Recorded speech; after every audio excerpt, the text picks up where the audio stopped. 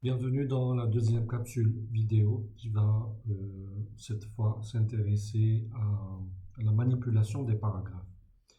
Alors, je vais essayer au fur et à mesure d'utiliser le clavier, mais vous pouvez utiliser la souris comme bon vous semble. Alors, je dois faire les deux pour que vous soyez à l'aise. Vous choisissez la méthode qui vous convient, selon les moyens disponibles bien sûr, et vous n'aurez aucun problème si vous maîtrisez les deux. Alors, pour faire un paragraphe, j'ai ici une phrase. Bien sûr, je vais la mettre comme si elle était tout à fait au départ. Et je clique sur CTRL-C. Ensuite, je vais à la fin de la phrase, CTRL-V. Et là, je suis en train de créer des phrases comme on a l'habitude de faire. Alors, j'en ai 1, 2, 1, 2, 3, 4, 5, 6, 7, 8, 9. Il me manque une pour faire 10 phrases. Alors, l'objectif, c'est de convertir ces phrases ou d'en faire un paragraphe. Alors, ce que je fais, bon, je vais essayer d'utiliser le clavier. Alors, je vais à la fin, je supprime, je vais à la fin, je supprime. L'objectif, c'est de faire monter la dernière ligne, la deuxième à la première, et la troisième à la deuxième, et ainsi de suite. Voilà, je monte les lignes, je vais à la fin, je monte aussi. Je suis en train de créer un paragraphe comme ça en évitant ou en supprimant les vides entre les lignes. Parce que, en fait, un paragraphe, ce sont des lignes solidaires. Les lignes, elles sont attachées les unes aux autres. Donc voilà le résultat que j'ai. Une fois j'ai ce résultat, alors je vous rappelle comment on sélectionne ligne par ligne. Bien sûr, Shift. Ensuite, j'utilise la touche du haut. D'accord? Et là, pour aller vite, j'utilise CTRL pour sauter. Voilà. Ce que j'aurais pu faire d'une autre façon pour gagner un peu de temps, je vais directement au début. Pardon. Je vais au début. Voilà. Au début du paragraphe. Ensuite, Shift, CTRL et je sélectionne tout le paragraphe. D'accord? Ou alors, Shift, CTRL et je sélectionne ligne par ligne. Là, j'ai besoin de tout le paragraphe. Mais pour utiliser cette technique, il faut être soit au début du paragraphe, soit à la fin du paragraphe. D'accord? Bon. Alors, Shift et j'utilise la flèche du bas. C'est bon. Alors maintenant, j'ai besoin que ce paragraphe soit justifié. Donc, je mets l'instruction ici pour que vous puissiez suivre. L'instruction, c'est bien sûr la casse, elle est claire. C'est casse en début de phrase, majuscule en début de phrase. Ensuite, je mets justifier et je vais utiliser la taille 14 et je vais mettre un alinéa. Un alinéa pour séparer la première ligne des autres lignes. Donc ces instructions, je les mets de côté pour que je puisse les suivre. Alors qu'est-ce qui manque ici? Donc la taille et puis bon, j'ajoute la police times aussi. On est habitué avec times.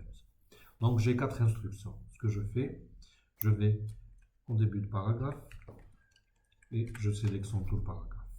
Ensuite, soit j'utilise la souris, soit j'utilise le clavier. Avec la souris, je vais plus vite et je peux aller directement. Première instruction, c'est majuscule en début de phrase, elle y est, la majuscule, elle est là.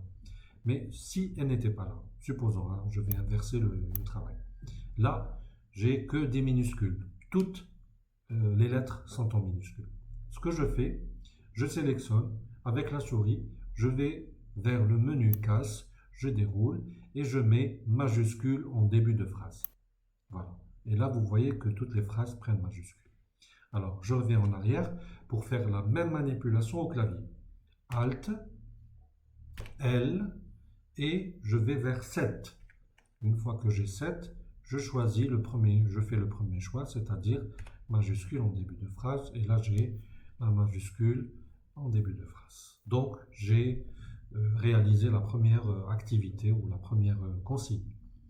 Maintenant j'ai besoin de justifier le paragraphe. Donc encore une fois, j'utilise la souris et je vais vers la rubrique paragraphe, comme vous le voyez ici, et je choisis justifier. Ça c'est le premier chemin, la première méthode. Il y a une autre méthode au clavier. Donc, Alt, L, et je regarde. Là, il me dit, si vous voyez bien, ça, c'est C avec CD. Le C avec CD, c'est sur le clavier. Et ça, encore une fois, je répète, ça dépend des versions. Vous n'aurez pas la même chose si vous n'avez pas la même version que moi. Mais peu importe, une fois que vous avez tapé sur Alt plus L, il suffit de lire, c'est tout. Je lis, je trouve que c'est CCD, donc je mets mettre. Je mets CCD et il va activer le menu justifié. Donc je peux appuyer sur J, d'accord, pour basculer entre justifié en bas en haut, ou alors je clique sur Entrée, voilà, le texte est justifié. D'accord? Très bien. Alors, qu'est-ce qu'il me reste? Il me reste, bien sûr, j'ai oublié de mettre ici, point, pour que vous puissiez savoir. Donc, j'ai besoin de faire quoi? De modifier la taille du paragraphe. Donc, qu'est-ce que je fais? Avec la souris, c'est simple, je vais directement ici et je choisis 14. Sans la souris, comme je vous l'ai montré, Alt, L, ensuite GT, j'appuie G plus T, regardez ici, c'est là où je trouve le raccourci qui convient pour la taille. Donc GT et je tape 14. Alors, à ce niveau-là, on a terminé trois consignes ou trois actions ou trois modifications. Alors, je vais faire une petite parenthèse ici pour vous rappeler de bien organiser, de bien structurer les étapes, de ne pas changer les étapes. C'est-à-dire que la première doit être la première, la deuxième. Sinon, parfois, mais même très souvent, quand vous inversez les étapes, le résultat n'est pas du tout le même. Donc, respectez les étapes telles qu'elles sont données sur le sujet. Alors, il nous reste quoi? Ici, il nous reste pas grand-chose. L'alinéa, c'est très simple. Alors, je vais avec la touche du clavier, la flèche. Là, je vais sauter directement et je me mets juste à gauche de la lettre A sur le clavier. La lettre A, à gauche, il y a deux flèches, l'une vers la droite et une vers la gauche. Il y a deux flèches, la supérieure, la flèche supérieure va vers la gauche et la flèche inférieure va vers la droite. Donc j'appuie dessus. Cette touche s'appelle Tab ou tabulation. Si j'appuie dessus, voilà ce qui se passe. Tabulation et alinéa, ce sont des synonymes. C'est exactement la même chose. Qu'est-ce que j'ai fait?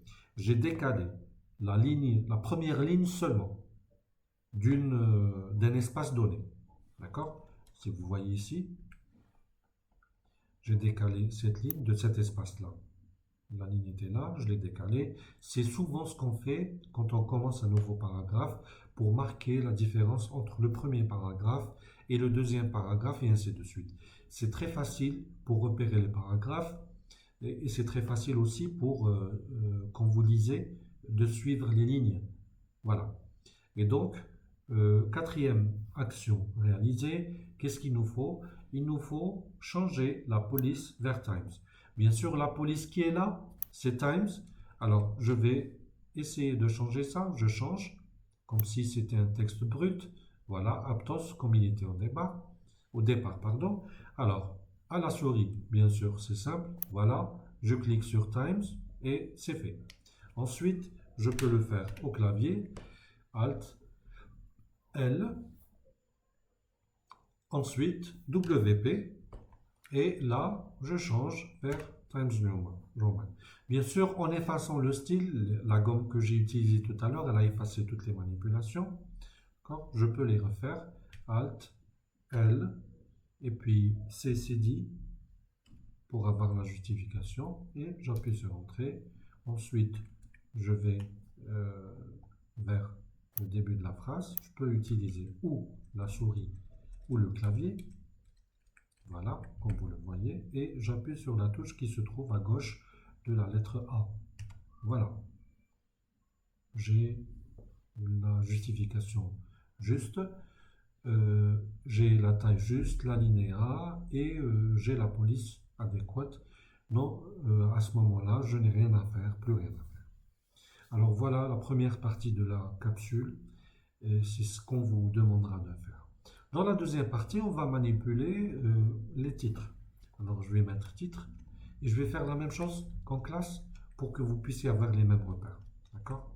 Je ne veux pas vous perturber. Je vais juste copier le mot titre 6 fois. Généralement, c'est un titre qui n'est pas très long, mais on peut trouver un titre qui contient 3 mots, 4 mots. Voilà, grosso modo, c'est un titre correct. Alors, ce que je vais faire avec ce titre, je le mets ici. Alors, j'ai besoin que ce soit majuscule, majuscule, toutes lettres majuscules. J'ai besoin d'avoir une taille de 16. J'ai besoin d'avoir du gras et d'avoir un soulignement. Et, pour la première fois, nous allons centrer le texte, le titre, pardon. Donc, j'ai combien d'instructions? Majuscule, la taille c'est 16, je vais gras, je vais souligner, alors j'ai mis ça en anglais, underline, mais je vais le faire en français comme ça, c'est clair. Souligner et centrer, 5 instructions. Alors, le mode de sélection ici, bien sûr, c'est le mode de sélection, mot par mot, c'est plus simple, parce que je ne veux pas la phrase et je ne veux pas 2 ou 3 lettres. Donc, je veux directement l'ensemble du titre. Alors, j'utilise la souris pour faire la majuscule.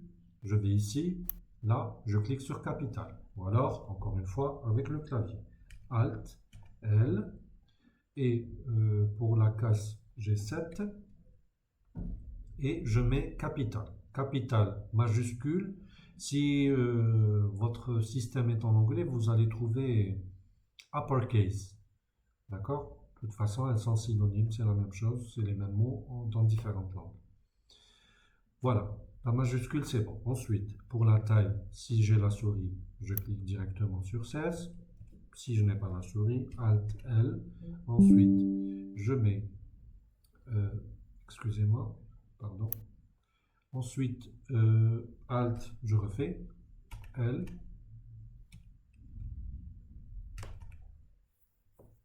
Et je veux avoir la taille 16, donc la taille c'est GT. GT, je mets 16. Très bien. Ensuite, je veux avoir des lettres en gras. Donc, soit avec la souris, je vais ici, je clique, il sera en gras, soit Alt et 1, comme vous le voyez ici. Si je mets Alt L, le caractère gras sera activé avec le chiffre 1. Ensuite, souligné avec le chiffre 3. D'accord? Donc, ce que je fais, j'ai besoin maintenant de souligner. J'appuie sur 3. Je sélectionne la ligne et le titre est souligné. Maintenant, je dois le mettre centré. Donc, Alt, L. Et je vais chercher ici, centré. Si vous voyez, c'est à côté de justifier. Donc, le paragraphe est justifié, mais le titre, on peut le centrer. Surtout les titres principaux, les titres des livres, des mémoires et ainsi de suite. Donc, j'appuie sur GC. GC et voilà, le titre est centré. C'est exactement la manipulation à faire. Si j'enlève ces instructions, elles ne font pas partie du titre, hein, comme ces instructions ne font pas partie du paragraphe. Et j'aurai le résultat escompté. Voilà à peu près. C'est pas très compliqué, il suffit juste de suivre et de refaire pour être à l'aise. Alors l'objectif, encore une fois, c'est d'avoir le même résultat que tout le monde. Et la meilleure façon d'avoir le même résultat que tout le monde, c'est d'utiliser les mêmes étapes que tout le monde, dans le même ordre que tout le monde. Voilà. Alors sur ce, on termine cette capsule. Bien sûr, nous restons accessibles sur Classroom pour vos éventuelles questions. Si vous avez des remarques ou autre chose, vous êtes les bienvenus. Alors, je vous souhaite bon courage dans vos différentes épreuves et à la prochaine capsule. Au revoir.